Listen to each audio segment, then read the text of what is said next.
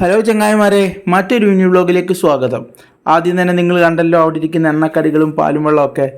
വേറൊന്നുമല്ല, എനിക്ക് ഈ ഡെലിവറി ജോലി ആയതുകൊണ്ട് തന്നെ ഉച്ചഭക്ഷണമൊന്നും സമയത്ത് നടക്കത്തില്ല.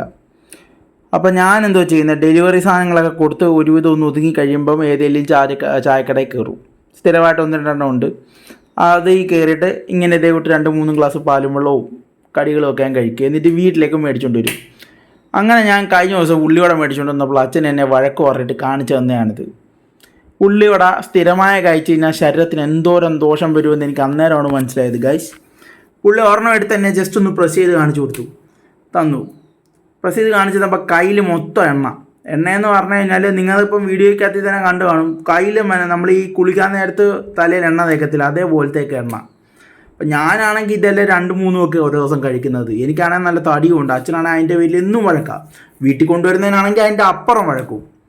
അപ്പോൾ ഗൈസ്, ഞാൻ ഈ വീഡിയോയിൽ ഇത്ര ഉദ്ദേശമുള്ളൂ. എനിക്കും ഇതിൻ്റെ ദൂഷ്യഫലം ഇപ്പോഴാണ് കറക്റ്റ് മനസ്സിലായത്. വല്ലപ്പോഴും ഒക്കെ കഴിക്കാം, കാരണം ഉള്ളിവട എല്ലാവർക്കും ഇഷ്ടമാണ്.